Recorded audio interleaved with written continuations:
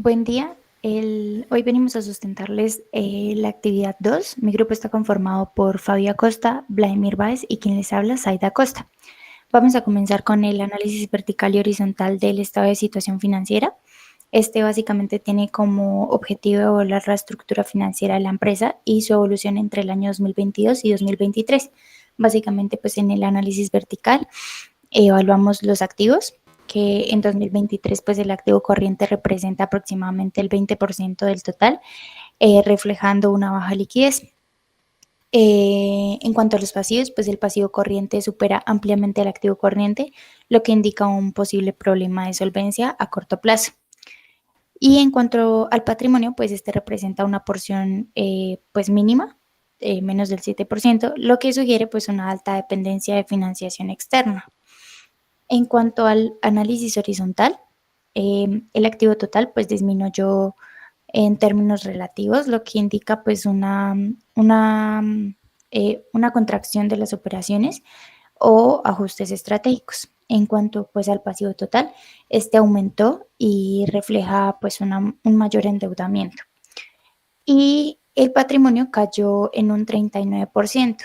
Esto revela pues un debilitamiento financiero en la estructura de capital. Continuamos con el análisis vertical y horizontal del estado de resultados. Y pues el objetivo de este es básicamente analizar el desempeño operativo y la rentabilidad de la empresa. En el análisis vertical hablamos los costos de ventas, que representan aproximadamente el 50% de los ingresos, y esto indica pues que hay un margen bruto que está ajustado. En los gastos operacionales, pues estos son altos y afectan significativamente lo que es la utilidad operativa. Y el resultado neto, pues este muestra una pérdida neta, lo cual refleja una debilidad en la rentabilidad general de la empresa. En cuanto al análisis horizontal, pues en los ingresos operacionales hay una caída del 11.5%, y esto puede deberse a una menor demanda o tal vez una estrategia de reducción. En cuanto a la pérdida del ejercicio, pues este aumentó un 272%, lo que agrava pues la situación financiera de la empresa. Y en el resultado neto, pues esto muestra una pérdida, lo cual refleja una debilidad en la rentabilidad general. Continuamos con los indicadores. En cuanto al indicador de liquidez, pues la empresa presenta una capacidad insuficiente para cubrir sus obligaciones a corto plazo. La razón corriente del 0.81 y la prueba ácida del 0.47. Pues esto indica que están por debajo del nivel óptimo, que es 1, y esto significa que hay vulnerabilidad ante pagos inmediatos, y además pues el capital de trabajo es negativo, profundizando así pues el riesgo operativo. En cuanto a los indicadores de solvencia, pues básicamente tiene una estructura financiera altamente apalancada, y pues el endeudamiento total alcanzó el 93.5% en el 2023, y esto refleja pues una fuerte dependencia de terceros para financiar los activos. Y pues la baja autonomía financiera limita la capacidad de maniobra, y pues además genera una alta exposición al riesgo financiero. En cuanto al indicador de actividad, pues estos reflejan una buena gestión operativa a pesar de los problemas de liquidez y rentabilidad, y pues la empresa está usando recursos con mayor eficiencia, pero pues también necesita fortalecer su estructura financiera para así consolidar pues la mejora de la empresa. Por último, en cuanto a los indicadores de rentabilidad, estos muestran que tiene un desempeño negativo y de deterioro. Listo. Bueno, vamos a continuar con el WACC, que es el promedio ponderado capital. Para este ejercicio nosotros nos basamos en la fórmula que nos dio el profesor. Aquí nosotros lo que tenemos en cuenta es los costos operacionales, lo cual nos ayuda a calcular 4 valores diferentes para poder hallar el WACC. El WACC de por sí es lo que nosotros vendríamos diciendo que a mayor endeudamiento es más difícil generar valor a la empresa. Respecto a esto, nosotros vemos que en el WACC del 2022 da un valor del 11.9% o del 12% redondeado, lo que significa que todavía la empresa se mantiene en un nivel como estable en cuanto al endeudamiento. Para el año 2023 vemos que subió al 18.5%. Aquí lo importante de mencionar es que como una inyección de capital en cuanto al endeudamiento de la empresa y digamos tiene que ver con el 90% de la liquidez de la empresa, es muy difícil para la empresa generar valor. En cuanto al EVA, acá no es muy diferente el valor, el darle sentido a la idea de valor. Hubo un incremento del 2022 al 2023, lo cual nos dice que mejora significativamente la posición de la empresa frente a la generación de valor frente a sus socios. Esto es muy importante recalcar, ya que de aquí es de donde sale la solvencia y la estabilidad económica de la empresa.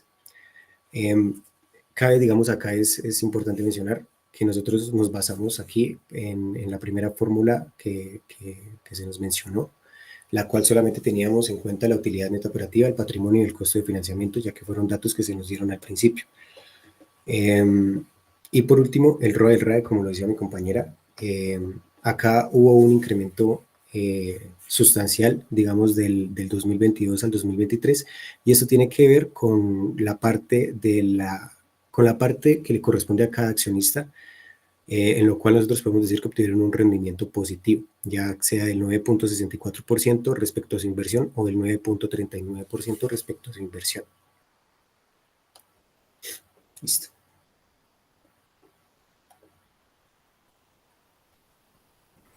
Ok, entonces, para finalizar, entonces vamos a dar lo que fue de resultado para el informe ejecutivo. Nos da que durante los años 2023 la empresa no solo mantuvo un desempeño positivo, sino que incrementó de forma notable pues, su capacidad de generar valor económico agregado. Este resultado evidencia una estrategia operativa y financiera adecuada, por lo menos pues, para el corto plazo. Para el análisis estratégico son tres aspectos fundamentales: rentabilidad operativa. En ambos años la empresa obtuvo beneficios operativos netos superiores al costo del capital, lo que implica que su gestión operativa es rentable. Para la estructura de capital, la disminución del patrimonio en 2023 puede indicar una reestructuración financiera o menor apalancamiento. Aún así, el valor generado fue superior. El aumento del WACC del 18.5% implica que toda la inversión de la empresa debe superar ese umbral para generar un valor. Las recomendaciones estratégicas finales que se dan para el trabajo pues son 5. Primeramente, es continuar priorizando inversiones que generen retornos superiores al WACC. En segunda instancia está evaluar el impacto del cambio en patrimonio, la disminución de 2023, y asegurar sostenibilidad financiera a largo plazo, ya que pues se dijo que pues a corto plazo era donde estaba más definido. El número 3 es el aumento del WACC, sugiere que el costo de financiamiento es más caro en 2023, por lo que la empresa debe evaluar su estructura de capital. Para el número 4, la estrategia es que dado el aumento de utilidad en 2023, conviene mantener el enfoque en eficiencia y mejora de procesos. Finalmente, el número 5, estrategia número 5, que para mitigar riesgos y mantener la tendencia de generación de valor, se recomienda explorar nuevas líneas de negocio o de mercados. Las 5 preguntas de reflexión le damos respuesta de la siguiente manera. Primeramente, ¿qué es la generación de valor? Es la capacidad de una empresa para producir beneficios económicos que superen el costo de los recursos utilizados para operar. No se trata solo de obtener utilidades contables, sino de lograr una rentabilidad económica real, considerando los riesgos y expectativas del mercado. La pregunta número 2, ¿cuándo una empresa genera valor? Una empresa genera valor cuando el retorno sobre el capital invertido, el ROE, es superior al costo del capital, el WACC.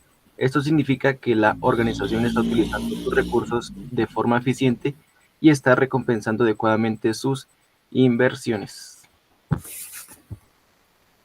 Para la pregunta número 3, ¿la utilidad presentada en el estado de resultados es sinónimo de generación de valor?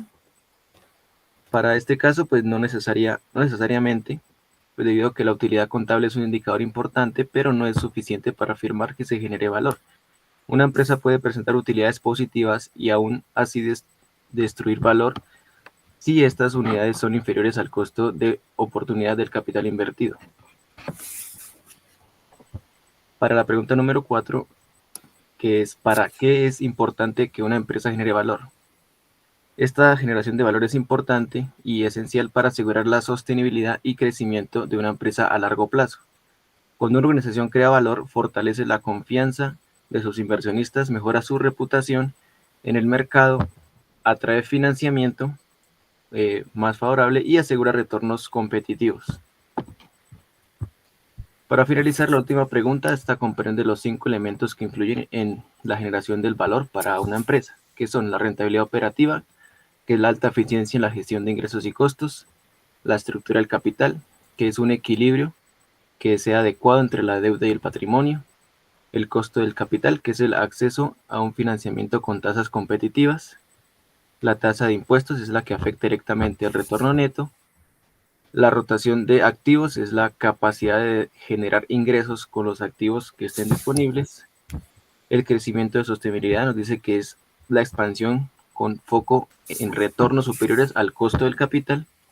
Y finalmente la gestión del riesgo es todo ese control de las variables externas e internas que vayan a afectar el desempeño de la organización. Listo, como tal esta fue la presentación de la actividad número 2 de gerencia financiera. Muchas gracias.